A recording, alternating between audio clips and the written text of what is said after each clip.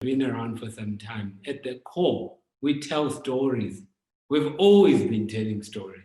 So it's not new per se. So I don't know why all of a sudden now it's in fashion, the word.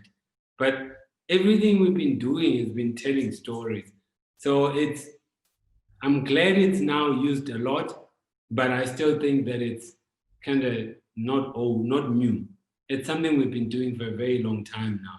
The key thing though is how well are we telling stories that are useful and helpful? And that's, I think, the new thing for me is that are our stories useful and helpful? Are we really telling stories that are useful and helpful that makes people think, feel, say things, do things differently?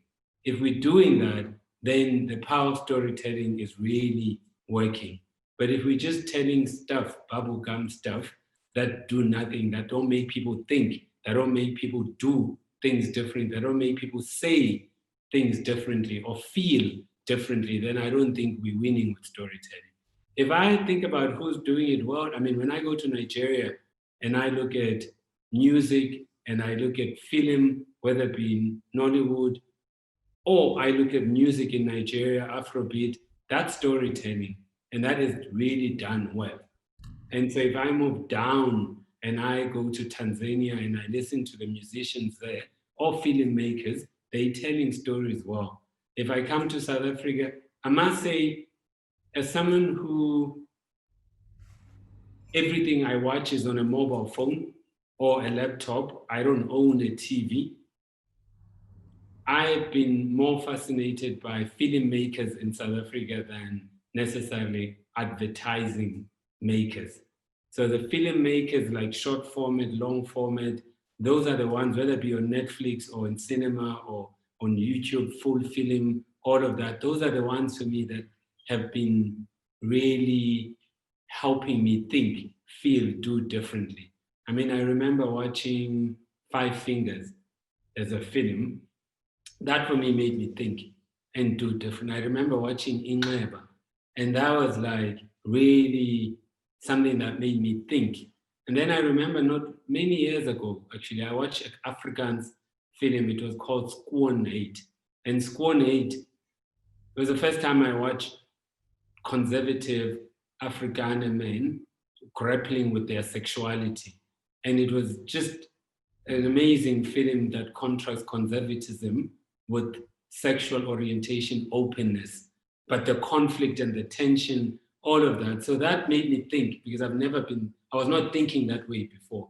So that would be that. And then it's artist, any artist really, even the ones that are popular, whether it be oil, paint, anything. The artists I really like because I think they seriously doing things that I love. And those who love theater, I go to theater a lot, unfortunately now COVID.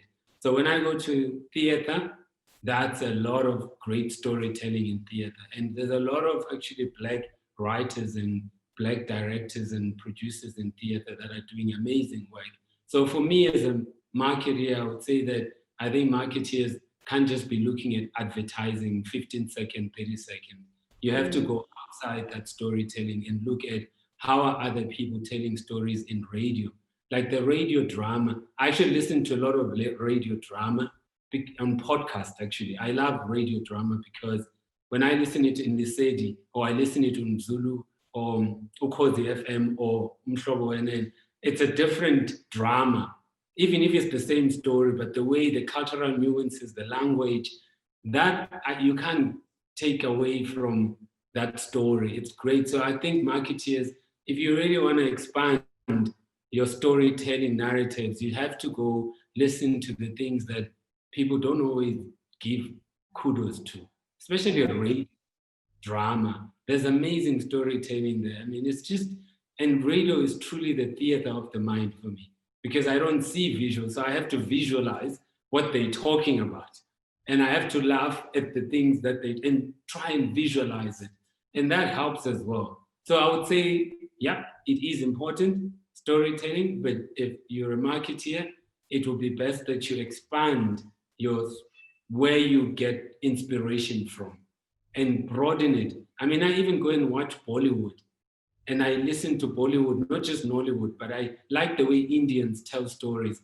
Recently on Netflix, I've only been watching South Korean films. And the South Korean films, the way they tell stories, the narrative, how they start, how they end, just the visual effects is very different from I watch Chinese, how they tell stories. Then I go watch Japanese, how they tell stories. I watch Indians, how they tell stories. So if I were people, I would say stop watching Hollywood only. That's not the only way to narrate stories. There's British film industry that narrates stories as well in their way.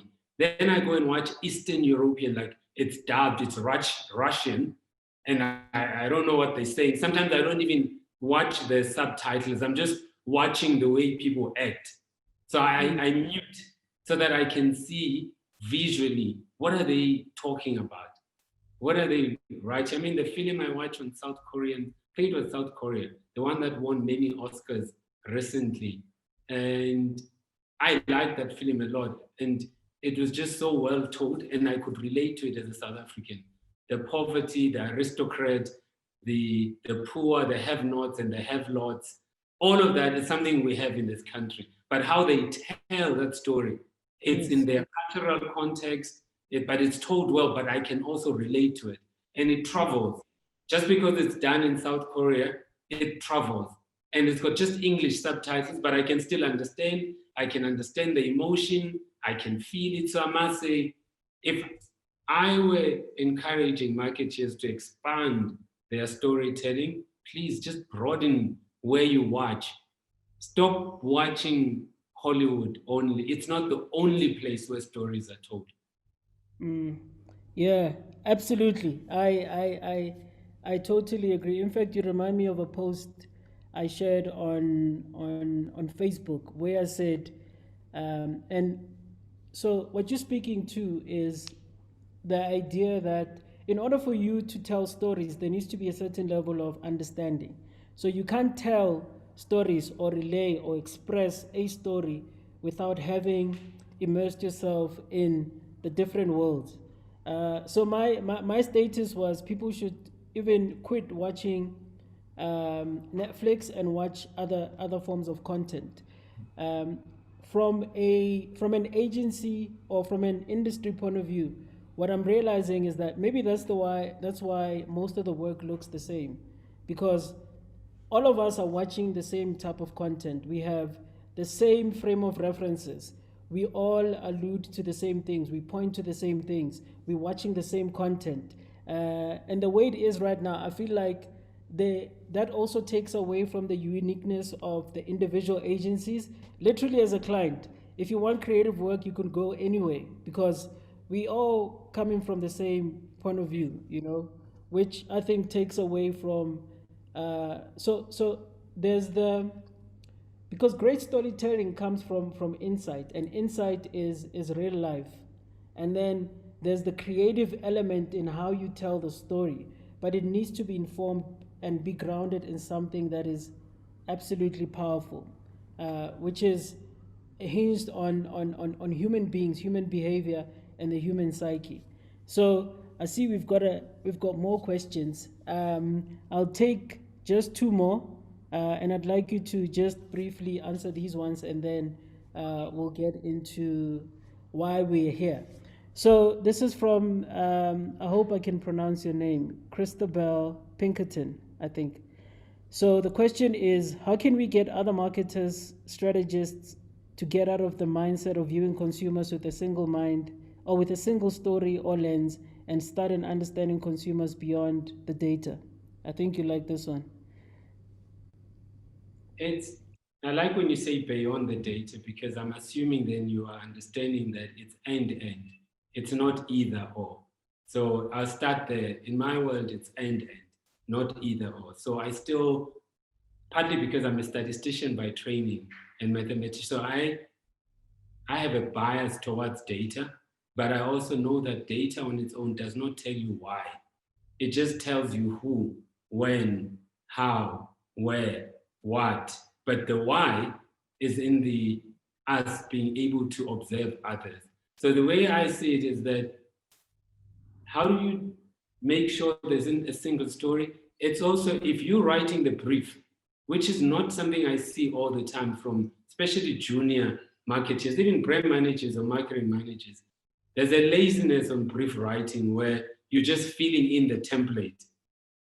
And then what you don't do well is bring the visuals and the stimulus and the examples that you like, that you've seen all over the world. You force yourself when you go tell the agency, you show them things that you like, even visual typography, even imagery that you like, whether it be from Japan, from South Korea, from India, from Brazil. You move, you stretch yourself, whether it be from Nigeria or DRC, Congo or Sudan. You stretch yourself first. If you want to get something different from the agency, you must also be different in how you ask. So you can also be writing boring, numbing briefs with no juicy, exciting examples all over the world. Then what it does, it forces the agency to keep up with you. It now forces them to also go out, look, because they now know that you are expansive in your knowledge, and when you go to Cannes, even if you don't attend Cannes, you are interested in what are other people making, what short format they are doing, what long format they are doing, what 15-second ads they're doing, how are they telling them? You are the one forcing the agency as well and getting out of the homeostasis or creative homeostasis or one story telling. But if you want what you want, you're going to have to give what you don't get, unfortunately. So you're going to have to do the work. So you can't just be sitting on the sideline and be a great spectator and say, these people tell single stories and we pay them shitloads of money. And the truth is we don't. We actually don't pay the creative agencies shitloads of money. With procurement, we've been cutting that budget year on year down. And you know that the agency business model is defunct and most agencies don't make money. So you can't say, no, we pay these people shitloads of money. We don't. Most creatives and strategists and executives and in agencies, they have a great glamorous job, but it's a poverty job, income-wise.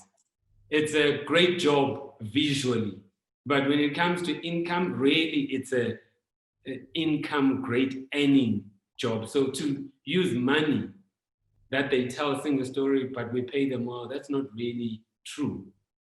The only thing I would say is that as someone who's worked on both sides, the agency and someone who's worked longer in client, I feel like sometimes it's the client who's also not applying themselves even more. The client must apply themselves. They must bring that curiosity they have about storytelling, content creation as diverse, but flood the agencies with imagery that you like. And then let's see what they come back with. If they're still lazy, just change them. There's shitloads of creatives out there. It's not like you're stuck. Absolutely. So I think that's a great answer. Thanks for the questions, Christopher and Dombentle. And I think you unknowingly started answering the third question, which will be the last question. Then we're going to get into it. So Lulama asked, his question was, currently what frustrates you about by marketers locally and internationally? What is the thing that frustrates you about marketers either locally or internationally? Well, let me start with Black people, because that's where my frustration starts. So it starts there. So I'm not going to speak about other races much, but I get very frustrated with Black marketing assistants, women or men or sexual orientation within a spectrum, but as long as the common denominator variable is Black, is that the courage to demand things differently is just not always there. The laziness on why is the voiceover a male? Why not a female? Since when men are the only ones who 80% of the ads, the voiceover is male? Why is the woman in the kitchen? So why don't you put that in the brief, that in my brief, the last thing it's called unstereotyping. There shall be no woman in the kitchen. there shall be no black person dancing. There shall be, why can't you do that? And I don't see those demands. They're just lazy English written briefs, but not consciousness written briefs. There's just people are ticking the boxes just to play safe. And then you expect to get great work when you're playing safe. So that's the first part for me that frustrates me. It's just the demands made by black marketeers in those briefs. And the demands made, especially the marketeers who are now CMOs, marketing directors, VPs. So they are in positions of power. So why is it that they can't make the demands? And why are they so scared to make the demands? Why they can't be like, I don't want that voiceover to be a man. I don't care even if it's a sport ad. You're gonna make the voiceover female deliberately because it's not that women don't watch sport. So why are you stereotyping women consistently? So I just feel like my frustration more and more now is my own kind. And my frustration is just my own kind is just safe. Then the last thing I'm frustrated about is that my own kind does not see value in its own stories. You know, there was a time I went to a village and I was listening to the elders, they tell stories. The way they tell stories is amazing. And the way some of them start with the conclusion and then send you, but you know what's coming. So they don't give it away up front, which is actually, that's what online video storytelling is now. You give the clues up front. You don't go on a long foreplay, and then at the end, you want to give us the clue. It doesn't work that way. But I see village people, they tell stories like they give you the clue up front. Then, because you're so interested in knowing the details, what happened, then they take you through a story. But I think sometimes we undervalue our own cultural orientation, and we think that Hollywood is the only way stories are told. And we forget that the reason Afrobeat, the reason Nollywood, the reason Bollywood has stood out is because they didn't try to copy paste the West. They said ours is valued and is also valuable, and that's what they presented to the world. And look at what the world has done with it.